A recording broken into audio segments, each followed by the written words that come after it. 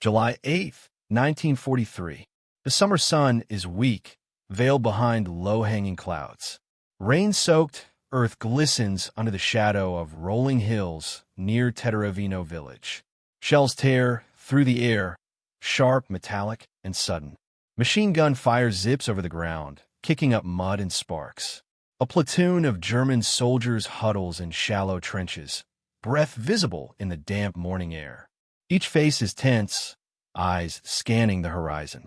Beyond the craters and shattered trees, a wall of Soviet T-34 tanks rumbles forward, a relentless tide of steel, gears, and cannon fire.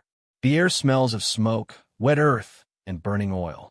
Riflemen peek over the embankment, firing at the advancing tanks. Their bullets do little, bouncing off thick armor. The ground shakes with each rolling tank, each shell exploding in clouds of mud and fire. Desperation hangs like a storm over the battlefield. Then, in the distance, a larger shape moves, almost deliberate. A Tiger Eye heavy tank, its engine growling, waits for the perfect moment. Its 88mm gun gleams in the muted light. Calm, precise, deadly. The largest tank battle in history is about to erupt. And in the chaos of Kursk, every second will decide who lives, who dies, and who will be remembered. By mid-1943, the Eastern Front had become a grinding testament to industrialized warfare.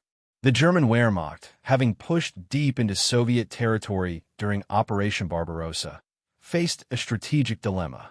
Moscow had not fallen, Leningrad remained unbroken, and the Soviet Union, battered but unbowed, was beginning to regain strength. The Wehrmacht's eastern thrust had slowed. Hitler demanded a decisive victory to regain the initiative. The region of Kursk, a salient jutting into German lines, became the focal point of this looming confrontation.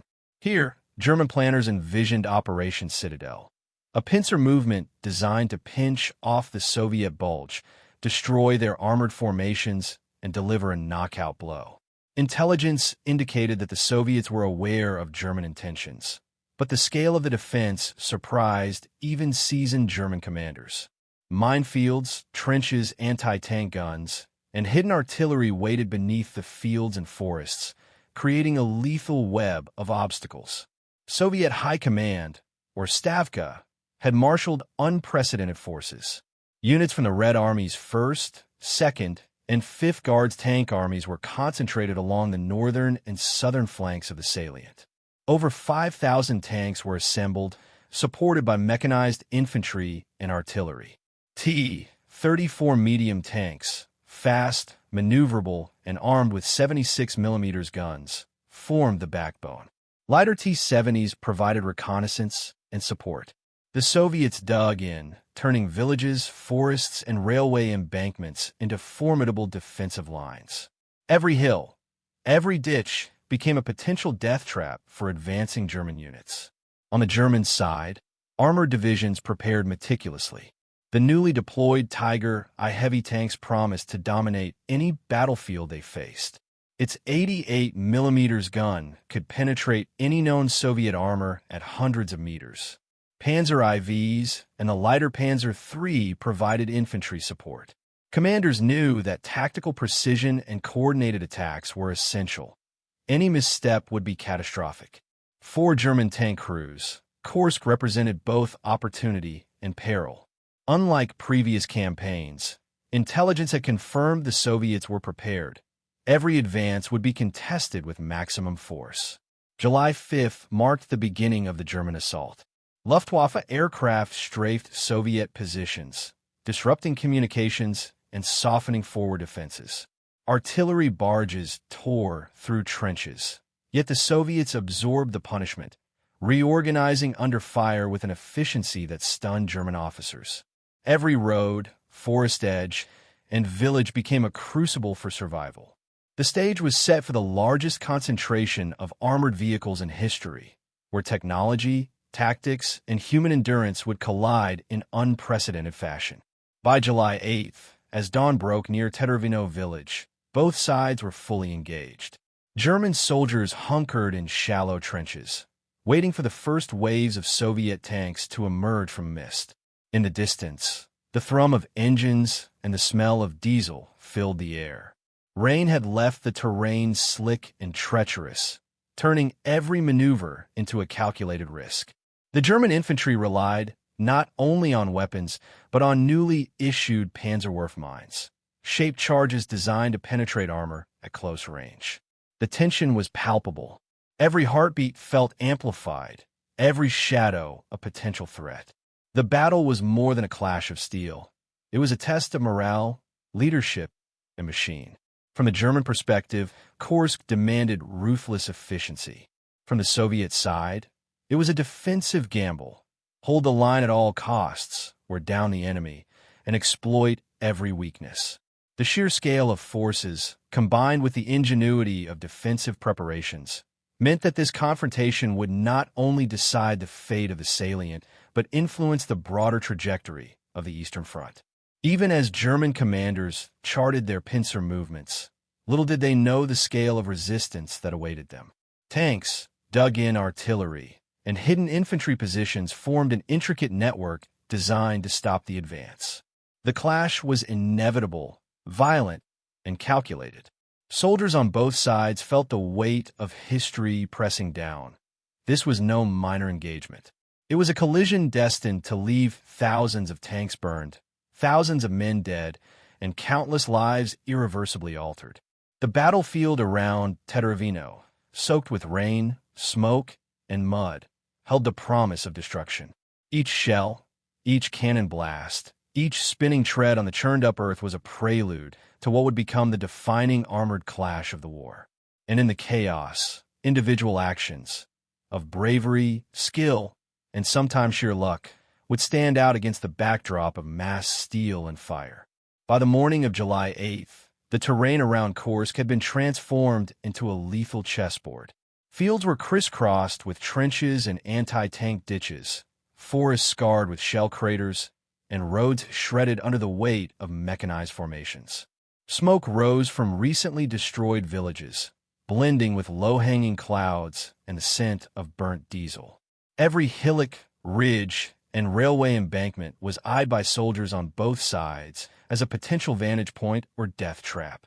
The German 1st SS Panzer Division, known for its experienced crews and disciplined tactics, was tasked with spearheading the southern assault. Its Tiger I tanks, heavy and formidable, promised to break through Soviet defenses where lighter panzers could not. Each crewman knew the stakes. One miscalculated move could mean instant death, but success could cripple the enemy advance decisively. Infantry followed closely behind, prepared with Panzerwerfer mines and anti-tank rifles, ready to exploit any gap left by advancing Soviet armor. Soviet defenders, however, had prepared meticulously. The 2nd Tank Corps, positioned near Teterovino, consisted of 32 T, 34 medium tanks, and 21 T-70 light tanks, led by officers such as Captain Leonid Rajarodsky. Unlike earlier engagements, Soviet forces relied on deep in-depth defenses. Minefields, camouflaged anti-tank guns, and concealed infantry squads awaited the German advance. Each Soviet tank commander knew that the terrain itself was an ally. Crests, ditches, and embankments allowed ambushes, firing positions, and sudden flanking attacks. The German plan emphasized coordination. Artillery barges to soften Soviet positions, followed by tanks advancing in formation, while infantry and engineers moved to clear obstacles. Yet, despite meticulous planning, the fog of war introduced uncertainty. Reconnaissance revealed concentrations of Soviet armor in unexpected locations. Every German commander had to adjust on the fly, relying on both training and intuition. The immense scale of Kursk meant that small missteps could have catastrophic consequences. A stalled tank column could be annihilated by concentrated Soviet fire, while a misfired artillery salvo could destroy friendly positions. On the Soviet side, morale was high but nerves were frayed. Months of defensive engagements had taught them that every inch of ground came at a price.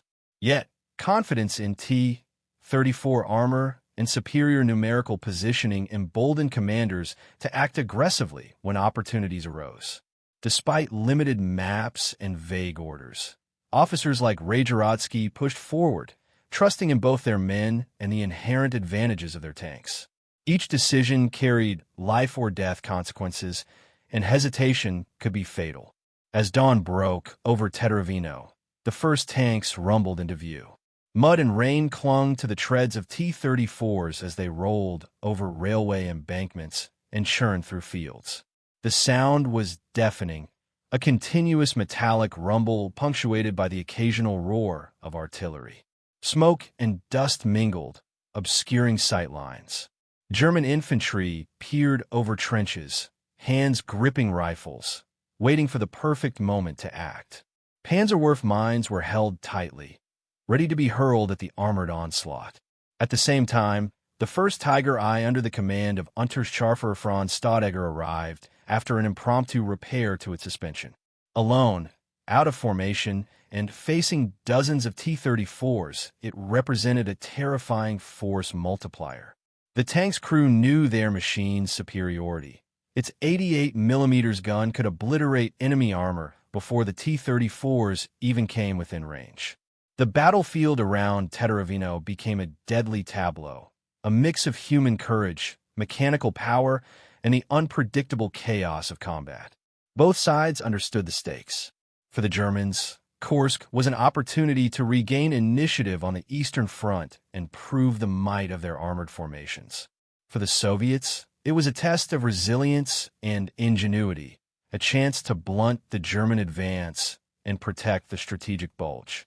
Every soldier, every tank, and every shell contributed to the outcome, shaping the largest armored battle in history. The stage was set. By mid-morning, the field near Teteravino would erupt in fire and steel. Individual skill, mechanical power, and raw determination would collide in a chaotic symphony of destruction. 4 German tank aces like Stadegger and Soviet commanders like Rajarodsky, every maneuver, every shot, and every decision would ripple across the battlefield. The Battle of Kursk was no longer just a contest of tanks. It was a crucible that would test men, machines, and the very limits of strategy under fire. In the chaos of Kursk, individual soldiers bore the weight of history on their shoulders. German infantry huddled in shallow trenches, faces smeared with mud, eyes scanning the horizon for the first glimpse of Soviet armor. Their hands clenched rifles and Panzerwerf mines, their hearts racing as engines, artillery, and gunfire converged into an overwhelming din. Every soldier knew the stakes. Hesitation meant death, but bravery could tip the balance for their unit. Across the battlefield, Soviet tank crews experienced a different tension. Inside cramped T-34 and T-70 turrets, men fought not only external enemies, but the claustrophobia of their own machines. Sweat mixed with the grime of months at the front, vision slits offering narrow windows into a world of smoke, mud, and fire. Captains like Leonid Rajarodsky made split-second decisions, coordinating attacks, while bullets pinged and shells whistled overhead. Every movement was calculated, every command a gamble with human lives at stake. Despite being surrounded by mechanized death, small gestures of courage emerged. A loader in AT-34 jammed a shell into the breach despite shaking hands. A German infantryman hurled a Panzerwerf mine under a passing tank, praying for impact. In these moments, humanity persisted within the machinery of war. Fear, determination, and sheer survival instinct shaping the battle in ways no strategy could predict. Tactical perspective. Kursk was a chessboard on an unprecedented scale. German tactics emphasized combined arms, armored spearheads leading the assault, supported by mechanized infantry, engineers, and artillery. Attack vectors were carefully planned, with the Tiger I heavy tanks positioned to dominate open fields and neutralize concentrated Soviet armor. Coordination between units was essential. One misstep could leave a column exposed to massed anti-tank fire. Soviet tactics were defensive yet adaptive. Deep in-depth defenses slowed German advances, using layered minefields, anti-tank ditches, and concealed artillery to maximize attrition. Mobility was key.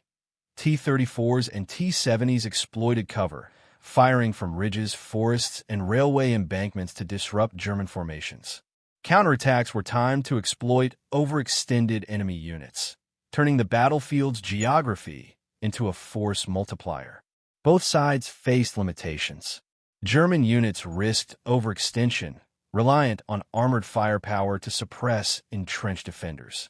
Soviet forces faced confusion, sparse artillery support, and the logistical challenge of coordinating multiple tank brigades under limited visibility.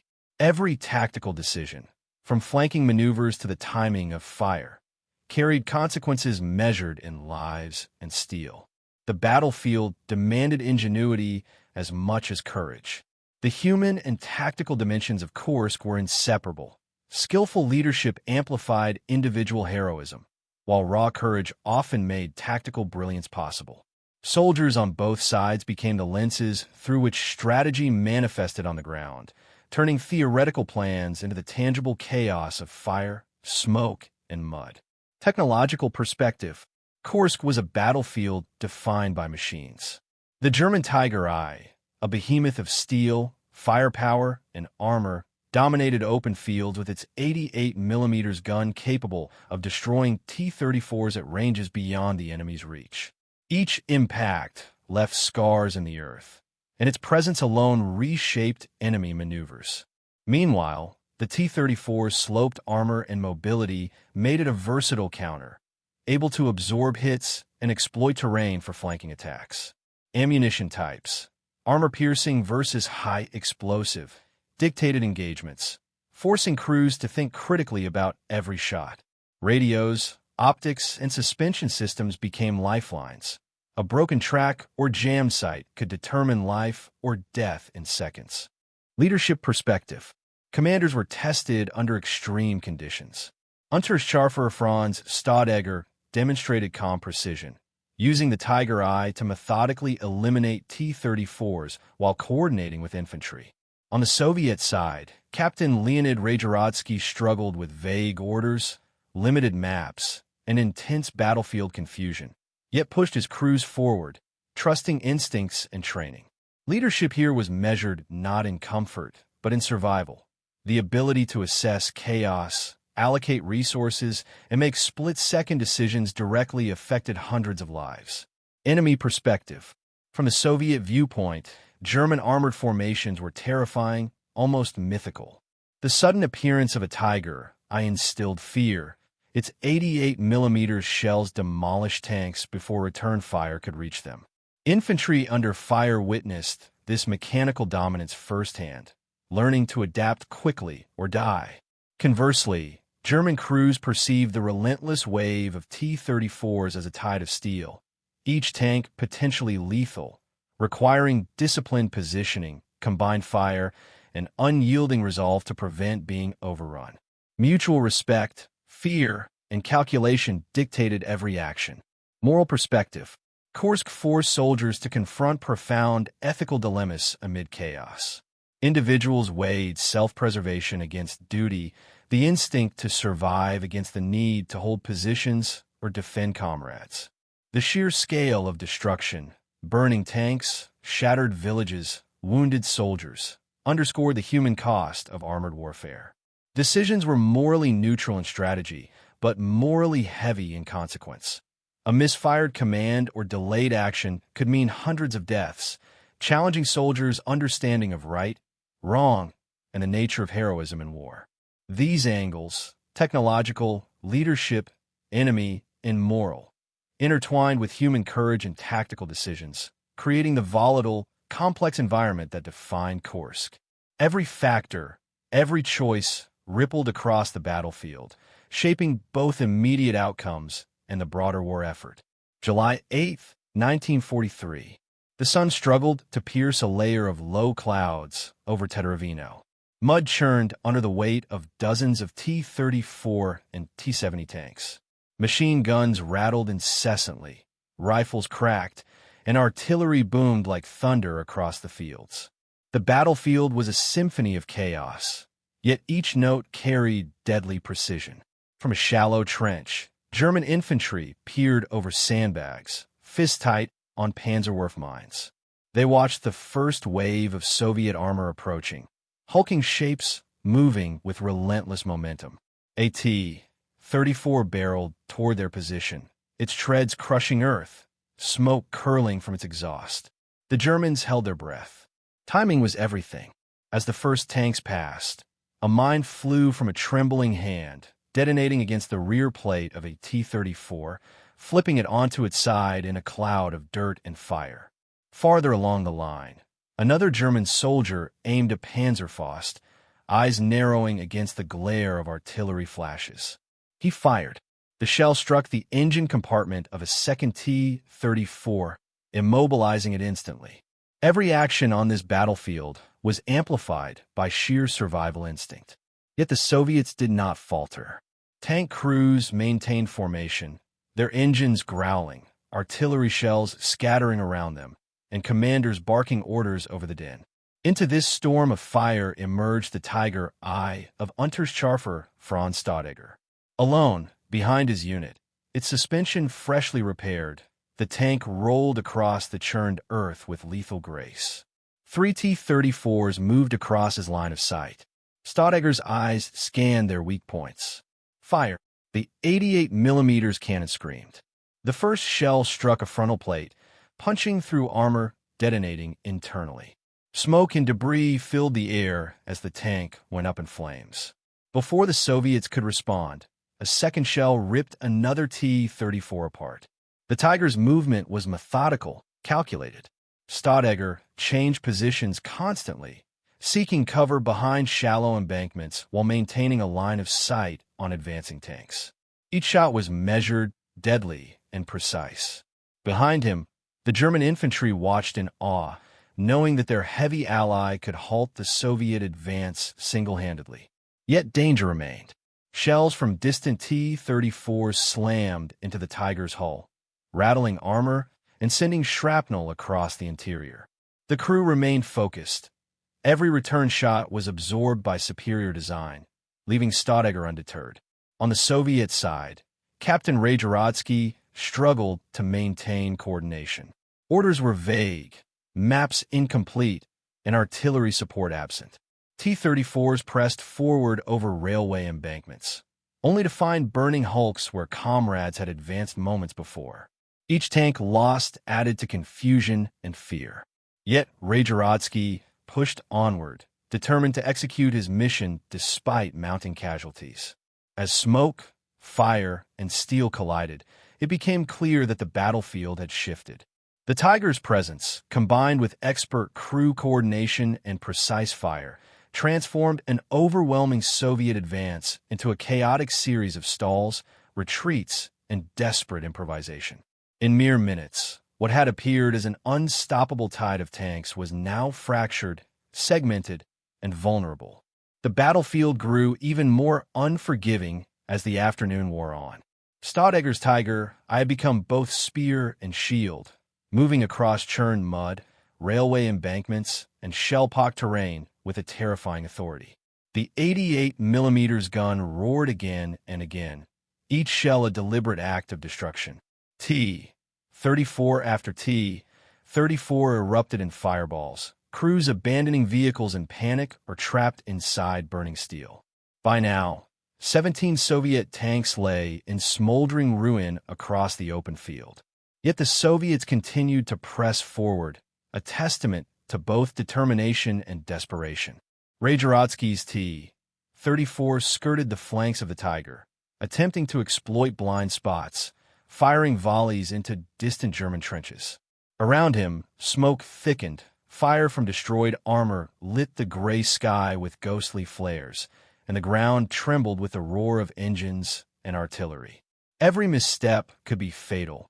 Every hesitation could doom an entire company. Staudager adapted constantly. He shifted position, using embankments and debris for partial cover, ensuring the Tiger remained a moving target while maintaining fields of fire across the advancing Soviet columns. Shells struck his armor, rattling tracks and plates, but the Tiger held. Its gunner and loader worked seamlessly, loading armor-piercing rounds, calculating angles, and maintaining rate of fire under pressure that would crush any ordinary crew. Precision and discipline became a weapon in itself. By late afternoon, Soviet forces were forced into retreat. Outnumbered and demoralized, surviving T-34s pulled back over the embankments they had once crossed confidently, leaving behind a trail of wreckage, smoke, and shattered morale. Staudegger's Tiger, despite 50-plus impacts on its hull, emerged virtually unscathed, a steel predator atop a field of devastation. German infantry, previously pinned, could now breathe, regroup, and prepare for countermaneuvers. The aftermath of the encounter was staggering. Staudegger personally destroyed over 20 Soviet tanks in a single engagement, demonstrating the lethal combination of advanced technology, crew expertise, and battlefield audacity. Yet the human cost was clear. Tens of men were dead, wounded, or captured in the smoke of the battlefield. Commanders on both sides understood that the day's events would be remembered not merely for numbers, but for the demonstration of tank warfare's evolving nature. The decisive moment at Teterovino shifted the course of localized engagements. German forces regained tactical initiative. Soviets adjusted strategy, and the enormity of Kursk's armored clash became fully visible. Steel, fire, human will, and the razor's edge of survival intertwined on a field of mud and blood. The stage was set for the continuing struggle across Prokhorovka and beyond. The day after Teterovino, the battlefield was unrecognizable. Mud churned into black sludge, burned-out tank hulks smoldered, and the stench of diesel, cordite, and scorched steel hung heavy in the air. German infantry moved cautiously among the wrecks, taking stock of the destroyed Soviet armor and assessing casualties. Soldiers counted bodies, noted destroyed equipment, and scavenged what could be used. Each tank accounted for, each man's fate tallied, underscored the brutal calculus of armored warfare. The German command reported Staudegger's remarkable feat, the Tiger Eye, operating behind enemy lines and almost alone, had destroyed 22 tanks in a matter of hours. The feat was immediately seized upon for morale and propaganda, emphasizing the technological superiority and tactical skill of German armored units. Officers in the 1st SS Panzer Division highlighted the importance of crew training, coordination, and calculated aggression. The Tiger's impact demonstrated that a single, well-commanded heavy tank could dominate open terrain, shape the battlefield, and instill fear far beyond its immediate area of operations. Soviet losses were significant. 21 T-34s and 1 T-70 were destroyed or abandoned during the engagement. Survivors reported chaos in the ranks, confusion from lack of artillery support, and difficulties in maintaining cohesive formation under fire. Battalion commanders, including Captain Rajorodsky, faced scrutiny for operational errors, miscommunication, and the inability to suppress the Tiger threat. Yet the Soviets quickly assessed and adapted. New tactics were drawn: dispersal of armor, better coordination with artillery, and reconnaissance to identify potential ambushes. The lessons of Teterovino would influence Soviet armored doctrine in subsequent battles. Meanwhile, the human cost was not measured only in metal.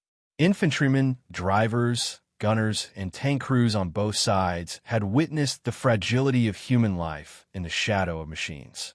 Survivors carried the weight of friends lost, civilians displaced by the fighting, and the mental toll of living under constant shell fire. German soldiers celebrated the tactical success, but felt the somber reality of high casualties in surrounding sectors. For the Soviets, retreat did not equal defeat, but forced a reassessment of strategy, reinforcing the brutal discipline and resolve that would define their counteroffensives. The landscape itself bore the scars of the conflict. Trenches collapsed under shelling, railway lines were twisted by explosions, and farmland was transformed into craters and mudbaths. Commanders from both sides recognized that armored engagements like Teterovino were decisive not only for territory, but for the morale, doctrine, and psychological impact of war. The power of steel, precision, and human determination had defined the day, leaving all participants irrevocably changed. As evening fell over the Kursk salient, the battlefield became eerily quiet. Smoke curled into a gray sky, punctuated by occasional fires for burning wrecks. German officers documented the positions of destroyed Soviet armor while medics moved among the wounded. The Tiger I under Stadegger, now limping slightly from minor track damage, stood as a stark symbol of tactical dominance. Its crew, exhausted yet disciplined, cleaned, inspected, and prepared for further engagements. The wider operational picture was sobering. Though Teteravino demonstrated the lethality of the Tiger and German tactical initiative, Soviet forces remained numerically superior.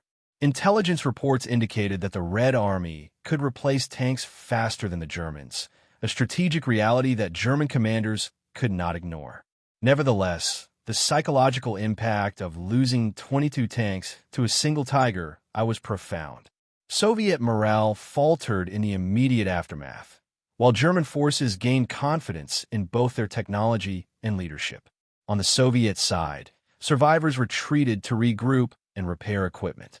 Field commanders debriefed crews, emphasizing the importance of coordination, reconnaissance, and cautious advance against superior armor.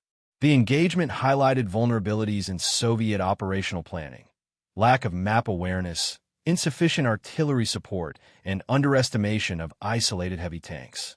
These lessons would be integrated into subsequent operations, including the larger confrontations around Prokhorovka, shaping the evolving nature of the Eastern Front. The human cost remained stark. Across the battlefield, soldiers counted the fallen, German infantry who had engaged with bravery, Soviet tank crews who had charged with resolve, and support units caught in the artillery and gunfire. Mud-stained, exhausted, and psychologically strained, both sides confronted the reality that Kursk was not merely a battle of machines, but a test of human endurance, courage, and ingenuity. Medals would be awarded, propaganda written, and history recorded, but the trauma of that day remained with those who survived. Ultimately, Teteravino demonstrated the interplay between technology, skill, and human decision-making. The Tiger I's firepower and Stadegger's precision temporarily halted a massive Soviet advance, shaping the tactical landscape and proving the power of concentrated, disciplined action even in the face of overwhelming odds. Yet the battle was far from over. Kursk stretched across hundreds of kilometers, with countless lives and armored vehicles still destined to collide. The field of Teteravino was a microcosm of the broader conflict, strategy and bravery intersecting with chaos and the brutal calculus of survival under fire. Kursk was more than a battle. It was a turning point in the history of armored warfare. At Teteravino, the clash of steel and fire illustrated both the staggering destructive power of machines and the human will required to wield them. The Tiger I, in the hands of Stadegger, became a symbol, not just of technology, but of precision, discipline, and the deadly calculus of warfare. Yet for every tank destroyed, every tactical success, there was human cost, fear, exhaustion, and the weight of survival pressed upon soldiers on both sides.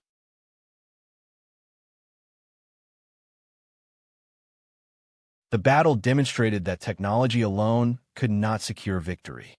Strategy, coordination, and morale were equally vital. Soviet forces, though battered, adapted, learning from mistakes, and improving tactics that would eventually turn the tide on the Eastern Front. German victories, while tactically brilliant, were increasingly constrained by logistics and numerical inferiority. Teteravino and the broader Kursk engagement reflected a harsh truth of war. Brilliance in a single moment could achieve remarkable feats, but history favored the resilient, the adaptable, and the relentless. In the end, Kursk revealed the evolution of industrialized warfare. Steel giants clashed across fields, railways, and villages, reshaping landscapes and lives. It was a battle measured not only in tanks and artillery, but in courage, endurance, and the human capacity to act decisively under pressure.